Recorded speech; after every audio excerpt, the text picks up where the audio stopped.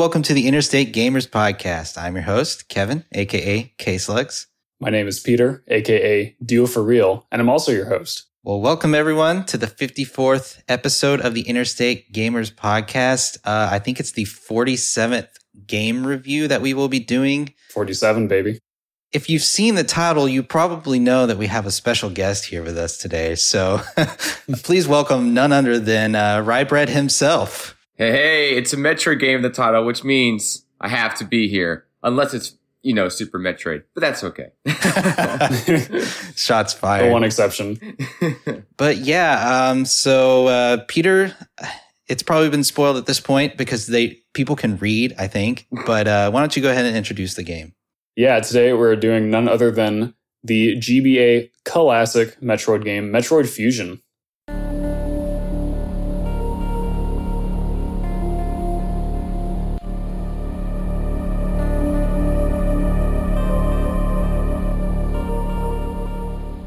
Hell yeah, brother. Woo-hoo! I love this game. Yeah. I played it so much as a kid. I want to know, okay, what's everybody's backstory with Metroid Fusion? And let's start with Peter. Yeah, I just played this game for the first time on stream at twitch.tv/dealforreal. Just a few weeks ago, actually. Very entertaining. Ryan, yeah, thank you, Ryan. Some people might call it entertaining. I really enjoyed the game. When I was a little bit younger, like maybe 10 years ago or so, I remember people online saying like, oh, Fusion's not as good because there's like a computer telling you where to go the whole time, which we'll talk about that when we get into gameplay or whatever. But that did kind of make me want to play it a little less because to me, Metroid's always been about the freedom and all that stuff. So I had that propaganda, given to me. So I didn't play the game until now, but I'm glad I did. I really enjoyed it. And I guess let's go to Ryan next. Ryan, I think you have more experience with this game for sure. I definitely have. So I first played this game, let me think back. I think it was around 5th or 6th grade. Once again, the exact same friend that introduced me to Metroid Prime 2000 Year Door, he introduced me to this game on the Game Boy Advance SP. And I did play this game before Zero Mission. And my first experience with it was when, it was a sleepover at Branda's house.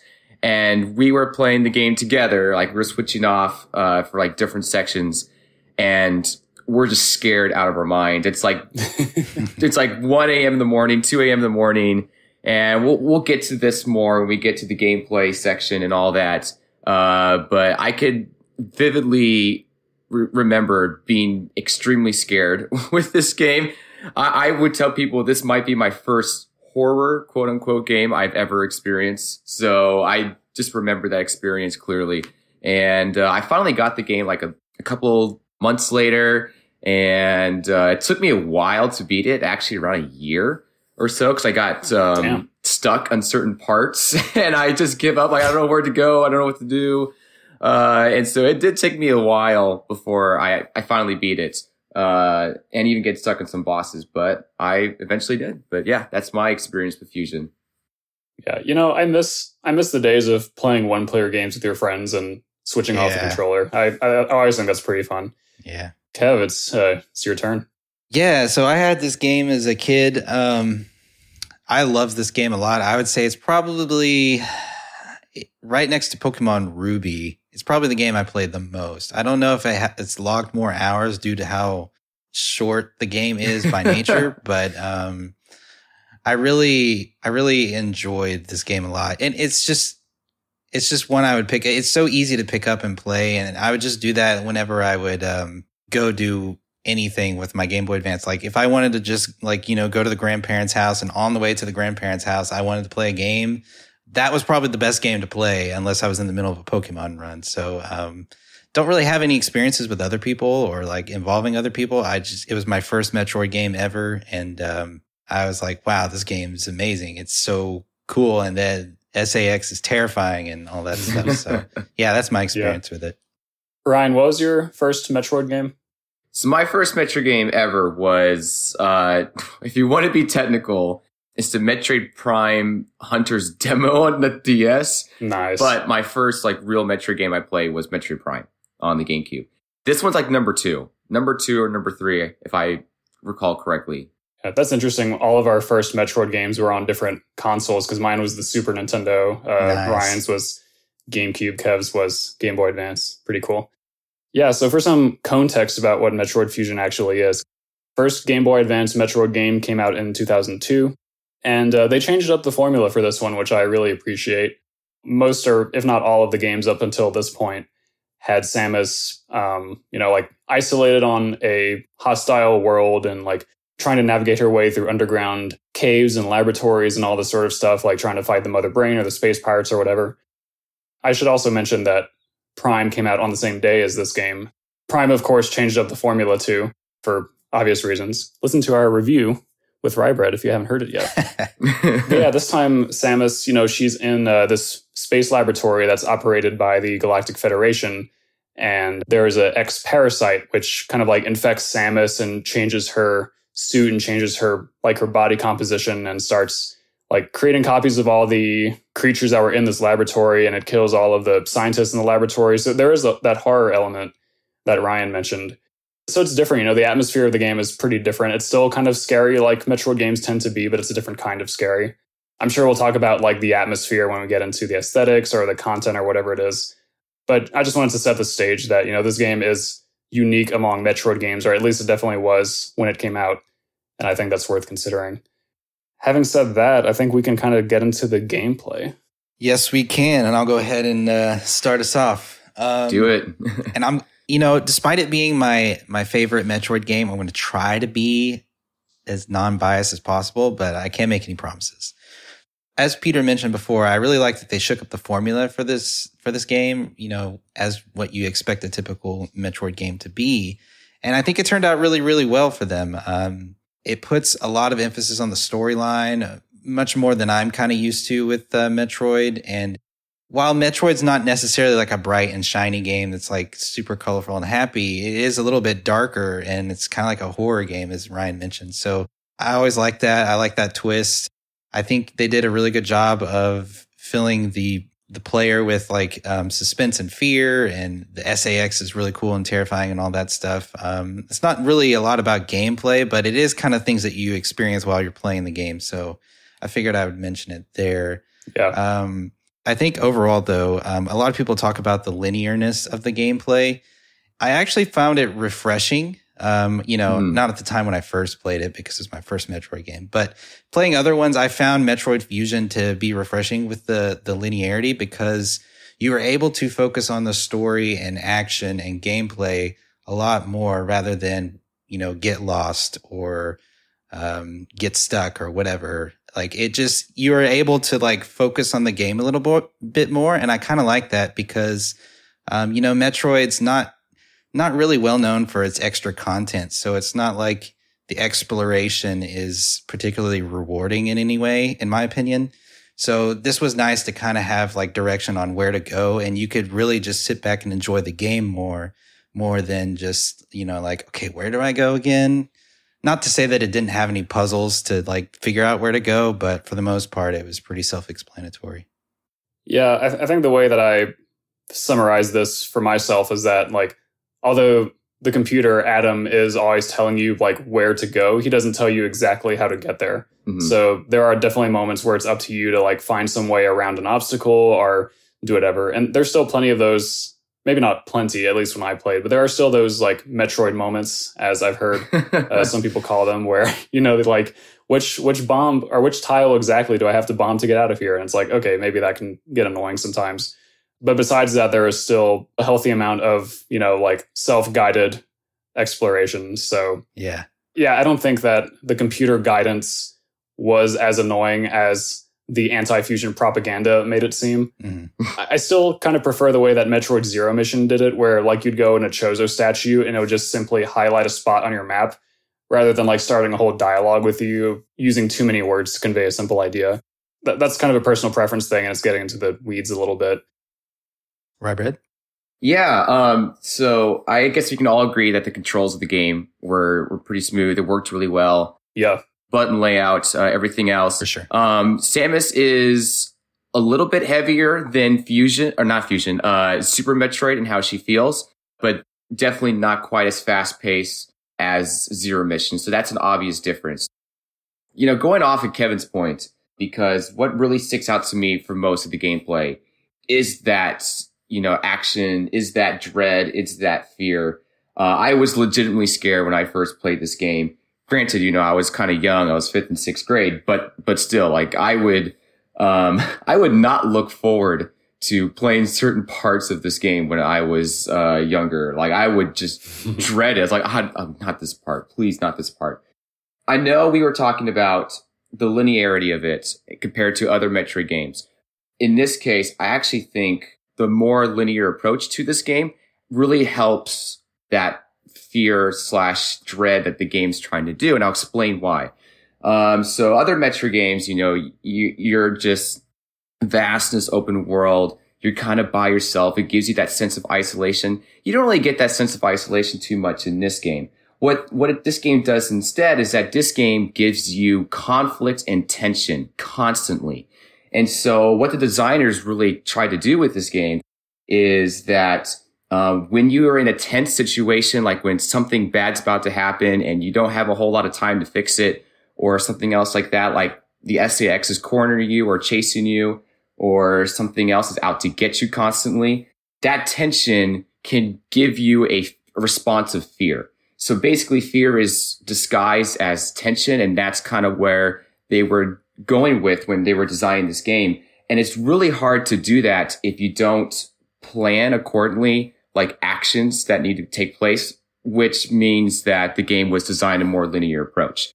It makes it unique. It makes it different. I wouldn't say it's necessarily better, but I'm so glad this game exists because this Metroid game gives me a whole different experience than the others.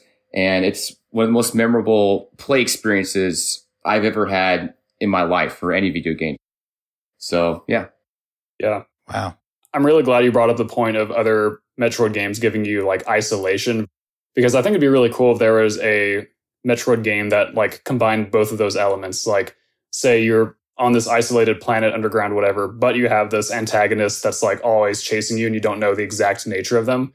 Like, I think that'd be a really cool direction, because in this one, like SAX, which is, the evil clone of Samus, quote unquote, like you know what she is early on, like the game explains it to you. And a lot of the fear, I think, it doesn't come from the unknown because you know what she is. It comes from the fact that she's so powerful. Like, she has all of your upgrades that you don't have yet. And she just like kills you almost instantly if you give her the opportunity.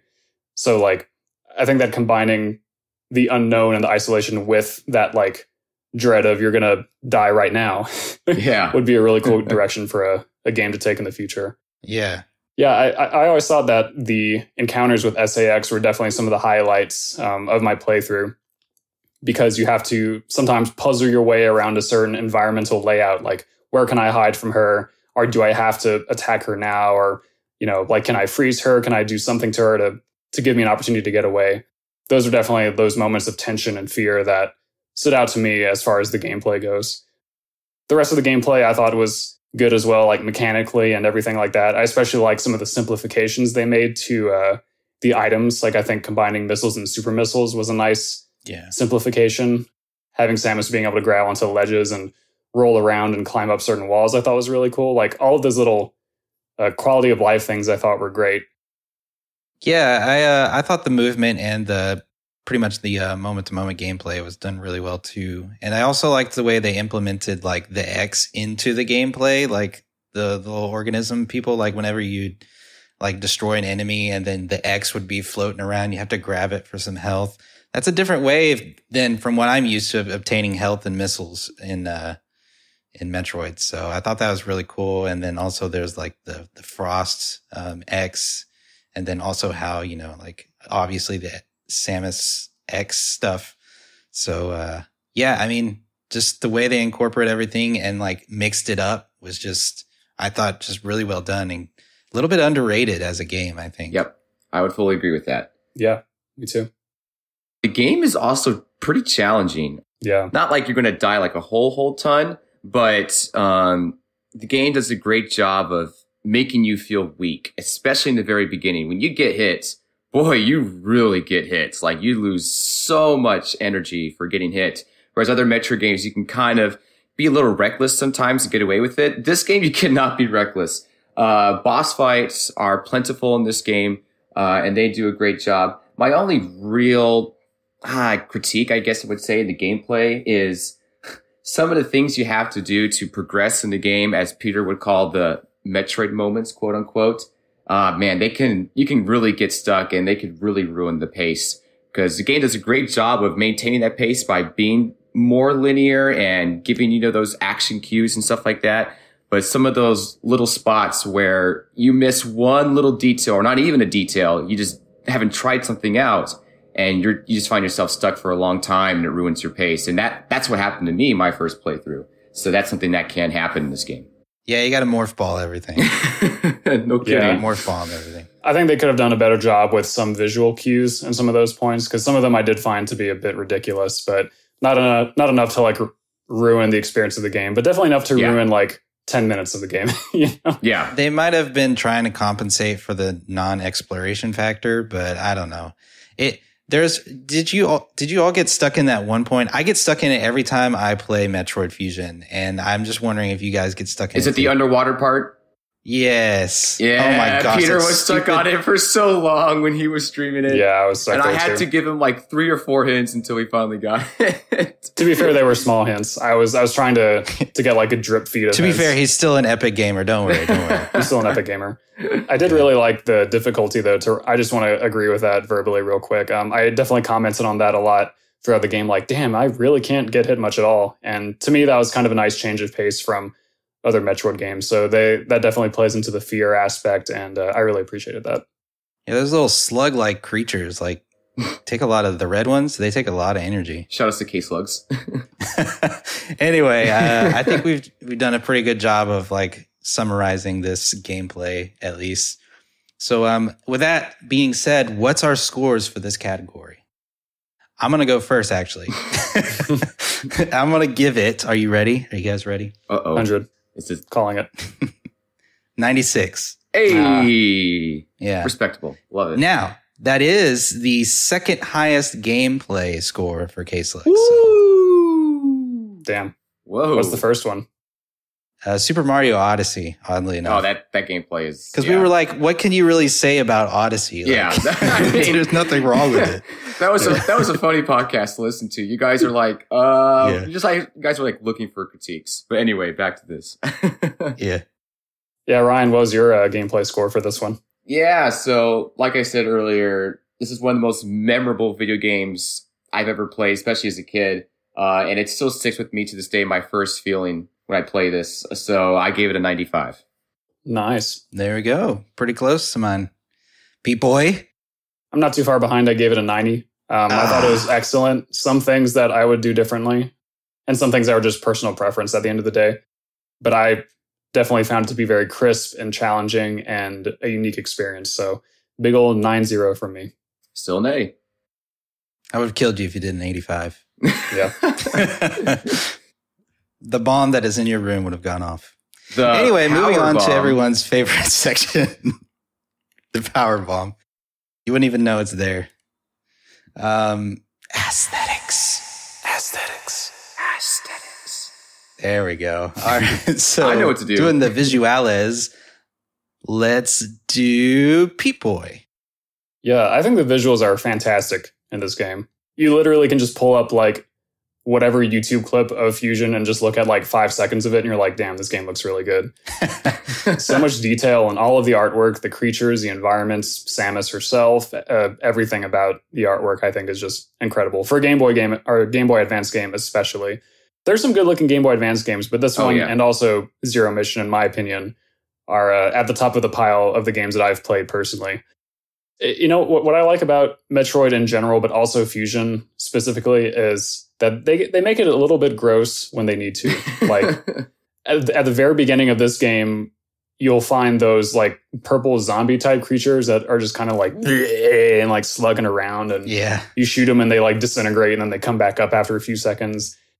Some other examples in the game are kind of escaping me at the moment, but there's definitely, like, well-placed little instances of just, like, grossness. Nightmare. Nightmare, yes. The appropriately named creature known as Nightmare. Which, by the way, pretty funny that, like, the people who created that thing called it Nightmare, like they knew that they fucked up. So yeah, I honestly don't have too much to say because I think I just have like so much praise for all the visuals. Animations too, all the animations are very good. Even like the animation of saving the game has like an energy field thing that comes up, and I was like, damn, Ryan, doesn't this look good? And you were like, yeah, it does. So yeah, it does, man. Best part of the game, saving. Yeah. So yeah, that's about all I got, to be honest. Yeah, for sure. I think the game was like done really well too. It's honestly a really, really good looking Metroid game. I kind of view it in the same way that I view like Majora's Mask to like the Legend of Zelda series. It feels kind of like the Majora's Mask of the Metroid series in a way, even though the rest of the Metroid series is kind of dark, but it's like darker than the rest from what I've seen. I haven't played every game, so that's a disclaimer, but it's very dark and creepy, but in like a good way. And like all the different like environments that you're going to, they look unique and like they're very fun to interact with. And they do a good job of like making you feel like you're in different areas. Like it may just be like this one hub and with like different sectors, but you definitely feel like you're visiting each and every different sector. Yep. There's another thing I want to point out about the animations and kind of the difference between Zero Mission and Fusion. It felt like Zero Mission did some of their animations or a lot of their animations through like hand-drawn graphics and stuff like that. And it's not to say that Fusion didn't have those, but a lot of what Fusion did with its animations, I guess to kind of build suspense, was like they were in-game animations of like other creatures or the SAX or whatever. Like it would build suspense a lot better that way because you felt like you were there in the moment rather than the hand-drawn stuff. So I thought that was really interesting. Are you talking about like those cutscenes in Zero Mission? Is that what you're referencing to? Okay. Yeah, so the cutscenes in Zero Mission were more like, you know, like you'd see Ridley and it would be like a hand-drawn Ridley that would move, I think that was like animated comic strip panels kind of. Yes. Yeah, and then like, you know, whereas Fusion would take the approach of like, here's like the SAX like fucking up the station or whatever, you know? That's kind of the differences between the animations that I noticed. And it did a really good job of like conveying that suspense because you felt like you could have been in peril at any time because of that. Yeah. I like it. Actually, to kind of add to your Majora's Mask comment, I know you haven't played this Metroid game yet, but most Metroid fans usually call Metroid Prime 2 Echoes as the Majora's Mask of the series. So food for thought. But I like the comparison, though, with this game as well. I'm kind of going to take your approach, Kevin, and take it just a little bit different direction. I think the best thing, honestly, that this game does visually, and this kind of adds to that fear and tension side, is the visual cues. So specifically in storytelling, they do a good job, obviously with the direct storytelling via Adam and stuff like that. And we'll get to that in the content, but I'm putting this in the visuals because they put visual like hints, like something's about to go wrong real soon. Yeah. And so there are a lot of hints, like subtle hints throughout the game about that. Just to name a couple, when you're leaving Sector 5, the frozen sector the first time, Nightmare appears in the background. He's flashing in the background and you hear the sound too. You're like, geez, what is that? But you don't even encounter him until way later. But that gives you a subtle hint of, you're going to be dealing with him later. Also with the SAX destroying stuff. So you know that she's nearby without even seeing her yet.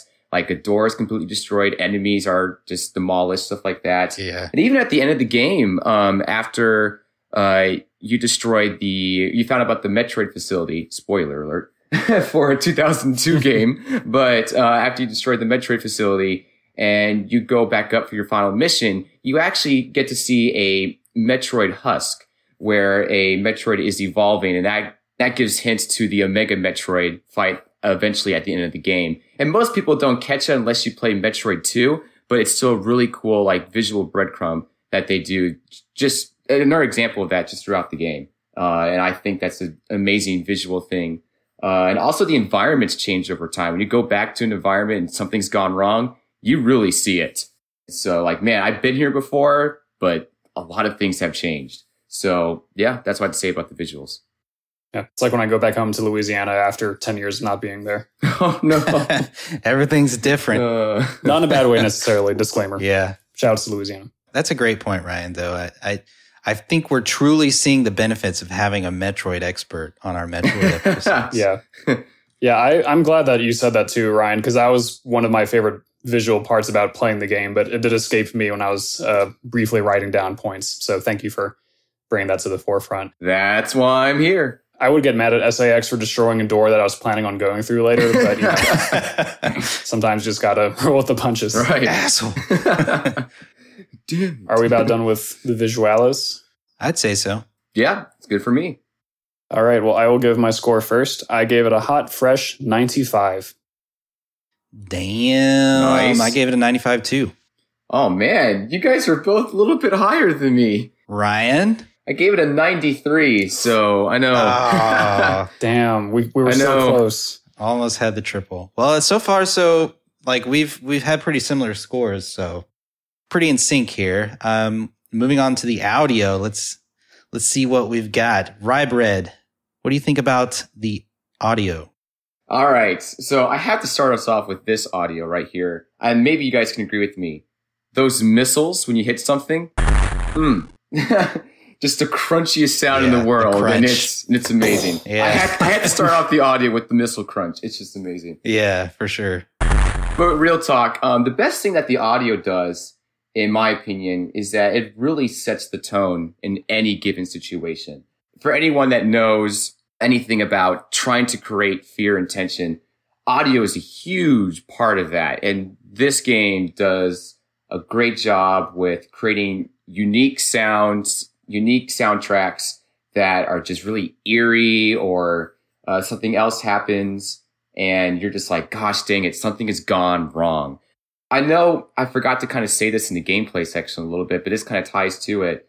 But a lot of those really tense sections in the game, and finally when the music calms down, you just kind of want to have a sigh of relief. I can't tell you how many times I just sigh of relief after multiple sections in this game. I know Peter did too when he was playing it on twitch.tv/dealforreal. But setting the tone in any situation, whether you're talking with Adam, you're trying to explore a mystery, or the SAX is coming in. Great job with that. There's not too many super memorable, like catchy songs. There's a couple, like the Sector 1 when you start off the game is really catchy. A lot of the boss fight musics are pretty catchy, like the Cirrus boss fight and even the Nightmare boss fight. So not super memorable. Like you hear and you go, I know exactly what that is. But more than anything, it just does a great job of setting the tone. Yeah. To that point that Ryan just made, Ryan's been sending me Metroid Fusion remixes over the past couple of weeks. And oftentimes I'm like, what was the original again? Like, I do not remember that. So I have to like go and refresh my memory. Funny that y'all say that, because I wrote down, you know, the soundtrack does a good job of creating panic and fear and all that stuff. But then I also wrote down, it's like, I don't think I'd ever jam out to it or anything. It's not like super memorable in any way. Like you wouldn't be like, that's a Metroid Fusion soundtrack. It's just kind of like, it does a good job of being like fitting the game really well and in the moment, but it's not something you would just listen to by yourself. So I don't know where that ranks in terms of value, but does it hurt a game if the soundtrack is not memorable? If it's not catchy or something like that, is it really bad? Well, no, because it does such a good job in the moment of creating fear and panic and like intensity. So it's just, it wouldn't have worked without the soundtrack being the way that it is. So it's hard to judge for me.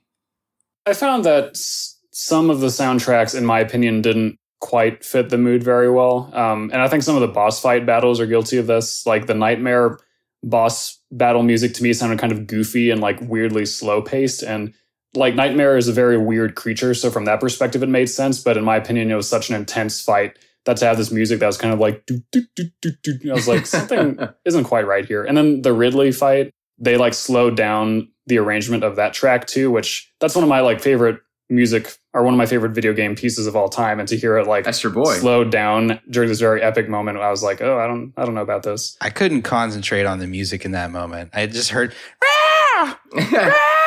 Just like, oh my God. A lot of Ridley screeching going on. Speaking of audio. Yeah. Yeah.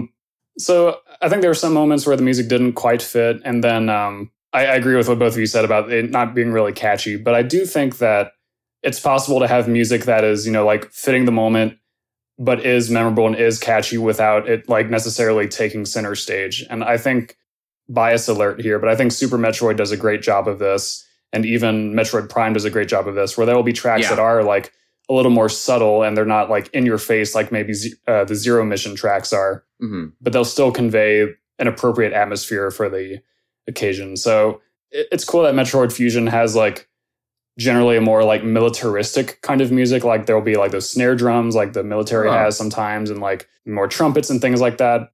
It fits in that sense. But in my mind, I don't know. I was kind of disappointed in the music, to be 100% honest. I don't think it was bad at all, but I think it could have been better. Yeah. Good point on the militaristic style. I never really thought about that, but once you said it, like I was like, yeah, totally. So, that's pretty good. Moving to the most important part of audio section, the sounds of the game.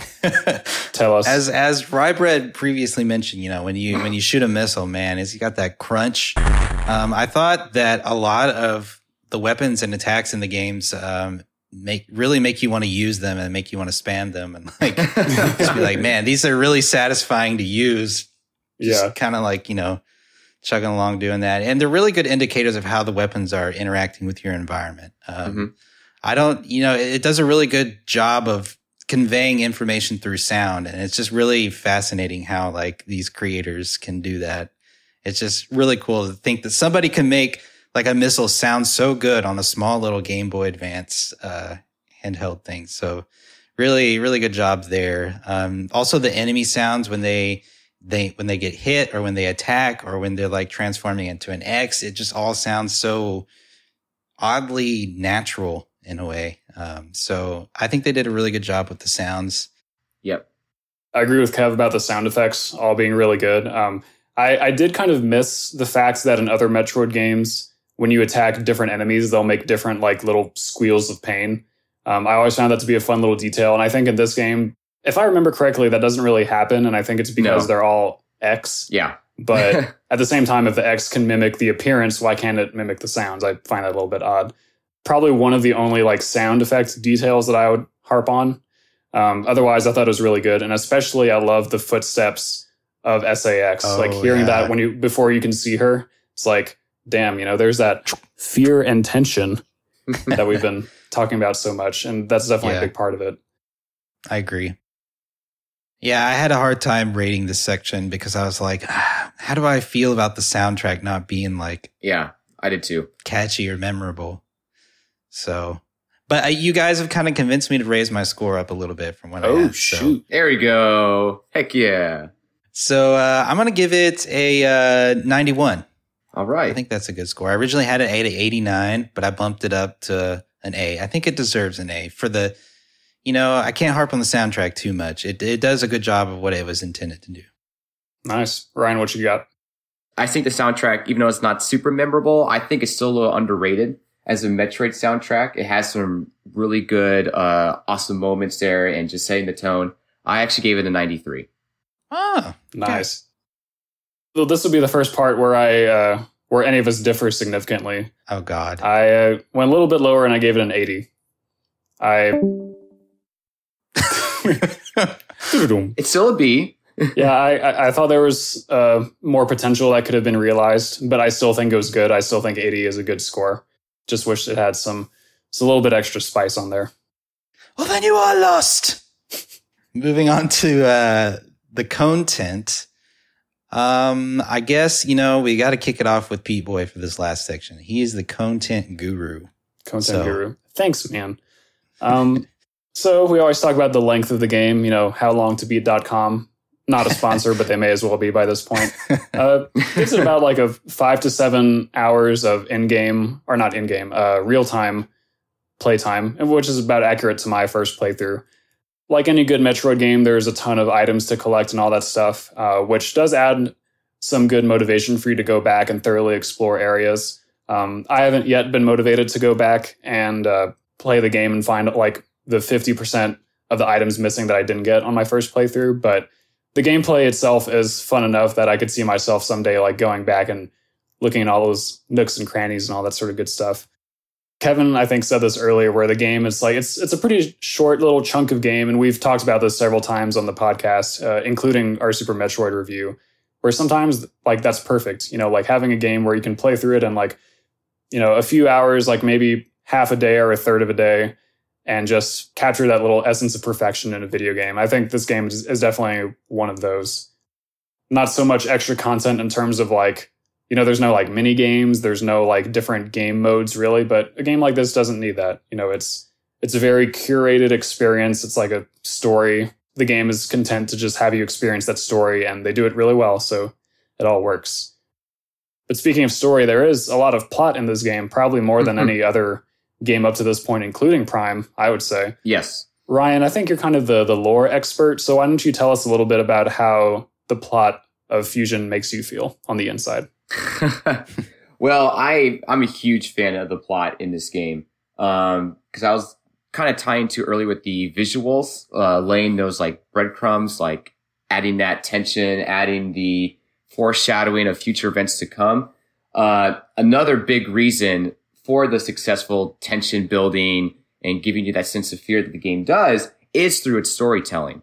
And in order for it to pull it off, the game had to be more linear, because you had to experience certain events in certain sequences, where if you go at different paths and you don't, or you avoid some of those areas, then it kind of ruins that experience of what they're trying to do. So the story, adds a huge deal of mystery. There's always something going wrong. And that was something I absolutely dreaded the first time I played this game. I was like, please, can we just be normal for once? Something has to go wrong every time. It's just crazy. That's funny. But it's kind of like 2020. Yeah, a little bit. Metroid Fusion does feel like 2020 in the Metroid game. Damn. But even just fleshing out Samus as a character, I think this game does it the best.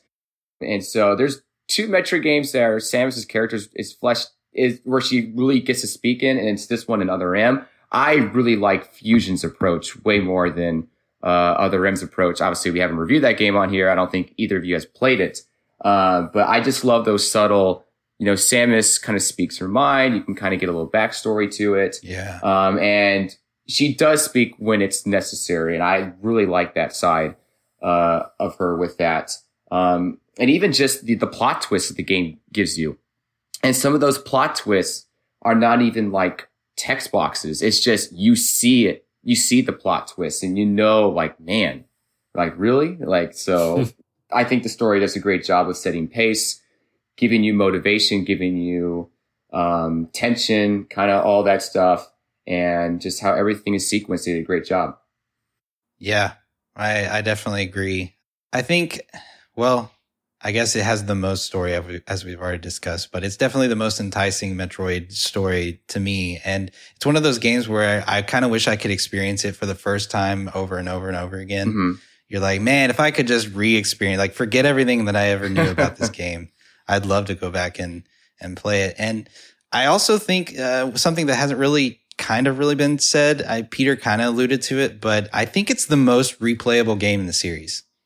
I think, because of its linearity and because of the story and because of the intensity and the action that the game like puts you through, like it's not hard for you to just pick the game up and just kind of get into it and like play it whenever you feel like it.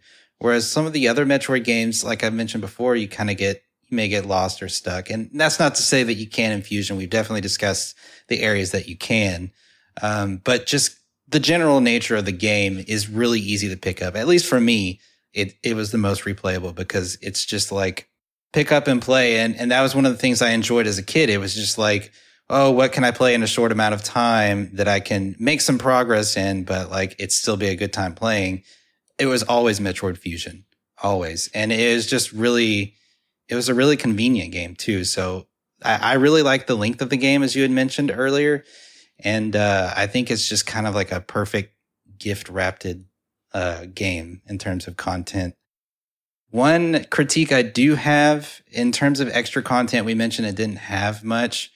I will say there's not really much incentive to 100% the game. Correct. Yes. Unless you really like Zero Suit Samus, you can get some different endings, but like there's really like you don't need to go and get all the missile tanks or energy tanks. There's just no, unless you're a speedrunner, like there's no incentive for some normal player to just want to go and do that. So I think that kind of hurts the game a little bit, unfortunately. But everything else, I would say, content wise, is pretty good. I do like, though, how after you complete the game the first time, if you pick up that file again, it will tell you which areas have which items remaining. So it doesn't leave you totally in the dark. And I think that's a good approach. I kind of agree it's a bummer that you don't really get anything worthwhile for 100%. But on the other hand, that means that if you don't do it or you can't do it for whatever reason, then you're not missing out on much. So I think there's kind of a pro and con to each side of it. I do want to go back to a point you said about this being, in your opinion, the most replayable Metroid game. And my gut is to disagree with that. And this will kind of lead into another point too. All of the interruptions with Adam, I find kind of bring the experience down for me. Adam being the navigation computer. Like every time you enter a new area, he'll like have some conversation with you that tells you where to go. And I think that's helpful from the game design standpoint because like it's keeping you moving along, it's keeping you that pace. But I feel like he just literally like says too many words. And I feel like if I were replaying this game over and over again, I would get so sick of like mashing the B button to get through it all. Whereas like Zero Mission, for instance, just has a quick little like Chozo statue, tells you where to go. Now you're on your way. Or like Super Metroid, where there's none of that at all. And it's just up to you to like memorize where you need to go. And so like if you're very familiar with like these 3 different Metroid games, then like I would think that the one with the least amount of like interruptions and all that stuff would be the one. Well, not necessarily though, because what if you haven't played it in a long time? Yeah, but I'm saying like assuming that you're familiar enough with all of them to where like you'll know where to go. Like that's the point that I'm getting at. Plus the interaction takes maybe like 10 to 30 seconds each time. I don't know. It's kind of annoying. I agree. And there's cutscenes that you can't skip. I kind of wish that you could, but I don't think it hinders it more than just like 10 to 30 seconds at a time, like I said. So I actually found myself a little bit in the middle between you two, maybe closer to Peter, but I fully agree with Kevin. This game is fantastic to play again with all those things with a big long break. So that's definitely for sure. When I played the game again for this review, it was the first time I played it in 6-7 years. And I was more than happy to kind of read through the story and how it sets everything up again, because I wanted to read all of it again because it's interesting. But I do agree with Peter. I much rather pick up and play just on the go Zero Mission, Metroid Prime, some of those others. I think those have more replay value, not necessarily because of Adam interrupting you so much, although I do agree with that to some extent of it. But I just love the exploration, like exploring new things, going different routes, seeing where that goes. Just for me as a Metroid player, that's what I really like. And the good thing about getting stuck the first time, you don't really get that much stuck the second time. So I think Zero Mission and Prime in particular are, I think, the 2 most enjoyable, replayable Metroid games for me personally. But one knock I do have on the game's content, though, is that this game doesn't really give you much incentive for exploration, unlike the other Metroid games. Like, if you collect all the items, you're going to finish the game with 54 or 58 power bombs. Do you really need that many power bombs? Like, seriously, like it's just such an add-on to it, just for collection's sake. Whereas the other Metroid games, you actually really use those upgrades if you go out to seek it, and they really help you out in the game. This game, not so much at all. And so that is one knock I do have on the content, is that unlike other Metroid games, it doesn't really give you any reward for exploration too much at all. I was going to ask, is there any Metroid game that gives you like a huge like reward for exploration? For example, Legend of Zelda, if you like maybe Breath of the Wild or something, if you go out of your way to like get like a weapon that you wouldn't normally get through a normal playthrough, but you know, you went out of your way, or Skyrim, like you go and find this legendary weapon. Is there anything like that in Metroid ever? Or is it just missile and energy tanks like the whole time? There is in the Prime series. So there's additional like beam weapons in the Prime series that you get that are totally optional and are pretty out of the way, but they are so satisfying and super cool where they combine a beam weapon with missiles for this really like outrageous attack. And it's pretty cool. So the Prime series really does the best job of that. And they also have alternate, like additional like cutscenes in the ending if you collect all the items and stuff as well. Interesting. Okay. I want to say more along like the plot train of thought for Fusion is that I was knocking on Adam earlier, and I think it's justified, but I will say that Adam is an interesting character because like near the end of the game, you realize that your old commanding officer, Adam, was literally like, his personality was uploaded into this computer. I already knew that going in. And I think I could have figured it out at some point before the grand reveal anyway. But I think while that is a really cool turn of events, I think it's kind of wasted because like we don't really see Adam. Like this was the first time Adam was ever mentioned in Metroid. And correct. We don't really get to like know him very much besides like always talking to the computer and having the computer tell us where to go. And like, it's cool that you get to talk with the computer and like form some sort of relationship with it before the reveal at the end of the identity of Adam. But like, you weren't really forming an attachment with a character, in my opinion. It's just like, they were just telling you where to go. And occasionally Samus would be like, oh, the thing that the way that the computer phrased it reminded me of Adam. Oh, I'll call him Adam. Oh shit, it's actually Adam. Oh, damn. But like, that's not like a character that we had the opportunity to get to know across like prior games or like even like a cutscene at the beginning of this game. And granted, like you can't expect everyone to have played every game and like have all the knowledge. I get that. But I still think they could have like made Adam the human more important at some point earlier in the game and like made the player feel more attached so that that big reveal at the end had more impacts. Because I do think that was one of like the bigger plot points and it did kind of get a little bit shafted in my opinion. Yeah, I mean, I kind of agree with that.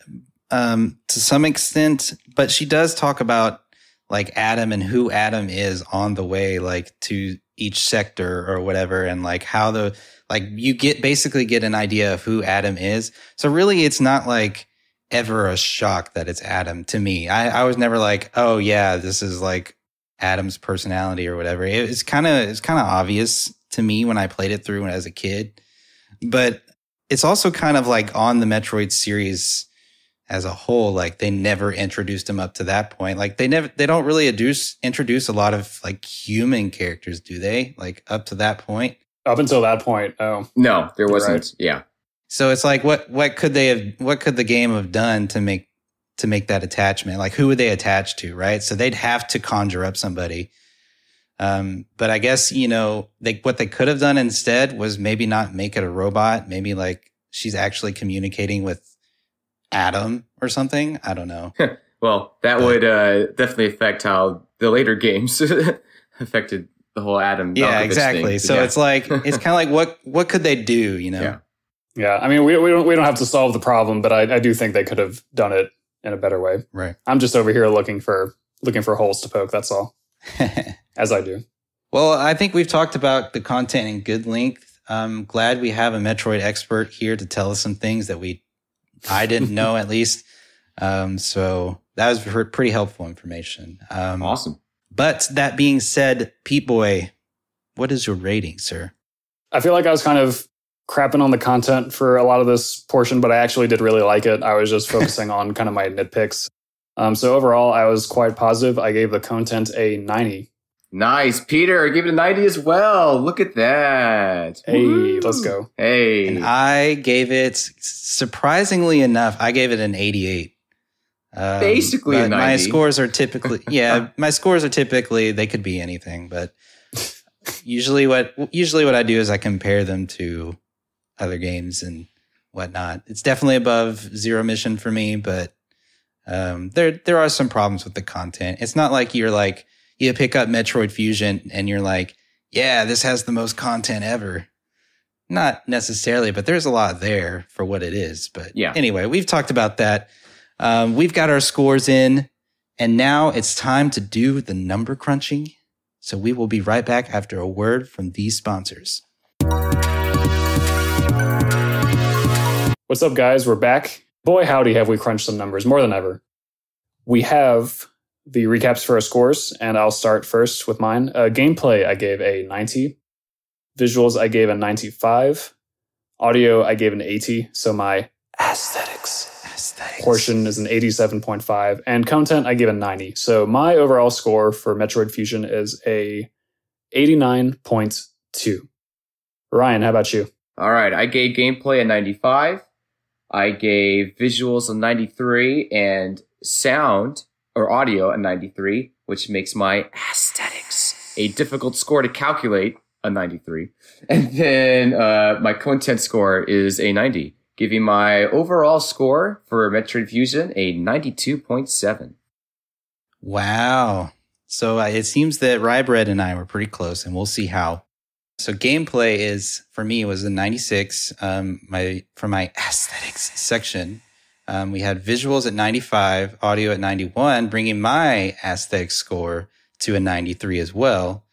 And then my content was an 88, bringing my overall score to a 92.3, which is very similar. There you go. High praise for this game.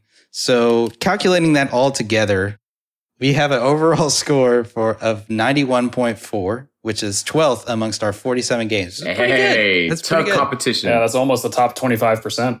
Yeah, so we've reviewed, what is it? We've done Metroid Prime, Metroid Fusion, Metroid Zero Mission, and Super Metroid.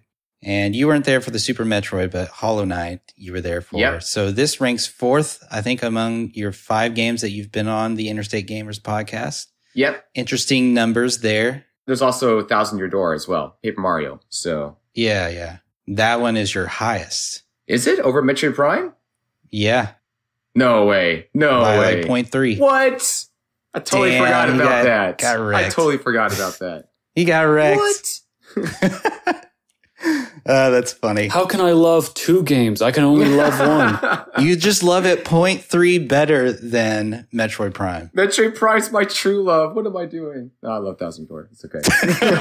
This is something we've run into several times, I think, where our not that this 0.3 difference is anything that I personally think is noteworthy, because I'm all about those coarse divisions of numbers, but we do often run into situations where like our personal feeling with a game doesn't necessarily match a score that we give it. For instance, I actually quite enjoyed Chopper Attack, although I don't think it's a good game.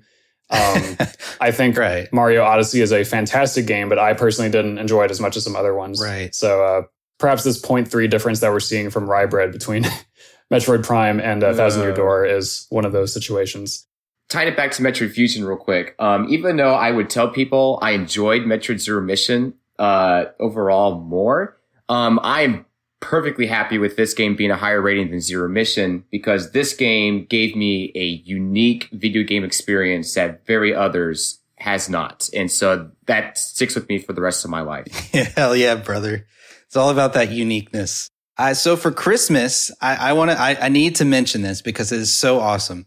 My wife got me a new Game Boy Advance shell and LCD screen for my Game Boy Advance so that I could mod it and like do all this cool stuff in my Game Boy Advance. And thus, when I got my EverDrive in, I could play Metroid Fusion because I don't know what happened to my original copy. Yeah, I was super excited to be playing it on like the original console. And that was a really awesome experience. And I'm like, damn, this game existed on this small little handheld thing. And then I really appreciate the Game Boy Advance for what it is. But shout outs to my wife for this amazing gift, which allowed me to play Fusion on the appropriate console. So that was really cool. Shout outs to Dave. Shout out to Dave. I grew up playing Zero Mission, so I don't think that Fusion could ever hope to eclipse it for me. Although I did give them both very similar scores at the end of the day. I think my score for Zero Mission is higher by like 3 points or something like that. I like to imagine that there's some big debate in the Metroid community about which one is better. I don't know if there actually is. There is actually. Okay, there is. Thank you. Good to have the expert on board. I think like objectively speaking, they have some different strengths and weaknesses, but I think they're both very good games, and they're both probably like as good as each other. And I think at the end of the day, it comes down to like personal preference or experience or what have you, because they both do feel different. They have different things to offer. Yeah. So for anyone who has not played a Metroid game or specifically a Metroid Game Boy Advance game, I think that either one would be great as a starting point. I'll die on this hill saying Fusion is immensely better. So, all right, well, I'll watch you die from the other hill. Anyway, it's been a great podcast. It's been great to have Ryan on. This was a really fun episode, really good episode. I think there's a lot of good stuff said. Thank you guys so much for inviting me. It's been a pleasure to be on here and reviewing some of the games that I love. You guys are awesome. Keep it up, but thank you so much for bringing me on. Hell yeah, brother. Our pleasure. I guess that's going to do it, P-Boy. We've got some social media. So if people want to follow us at our Twitter, you should direct them to the IG_cast. And if they were to ask you about our Instagram, well, I can't exactly remember what our Instagram tag is. I think it's the IG cast without an underscore. Okay, well, exactly that. If they look that up, they'll find us. And if Peter, yes, if they are curious about our rankings and where they can publicly view that whole thing, there's a website. There is. I would direct them to twitch.tv/deal_. No, that would be the igcast.com. Beautiful website designed by our boy Kevin himself. We will be adding this illustrious 3-person ranking to that site in short order. So yeah, you can go through and look at all of our Metroid games or any other game you feel like looking at our ratings. You can definitely do that there. We also have some patrons who have been so kind as to support the show financially. I think Kevin is having to pull that up right now, so I'm just gonna delay a little bit for his sake. Yeah, shout outs to our patrons, our supporters. You know, we couldn't thank you enough. Dolphin Dasher, Justin Probst, Z-Link, and Rybread himself. You guys are amazing. You keep us going. We couldn't thank you enough for it. It's really a really fun journey. So thanks to all you. Yeah, that's about all we got. Thank you all for listening. Thank you once more, Ryan, for being a wonderful guest and a knowledgeable Metroid expert. Mission accomplished. Thanks, guys. And that's it. Love you too. Love you too. Mission complete.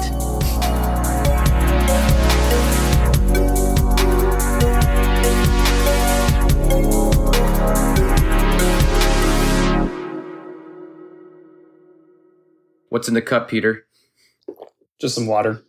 Wow, I heard that gulp like vividly through my earphones. Some good audio right there. Gives you that tension and fear. Yeah.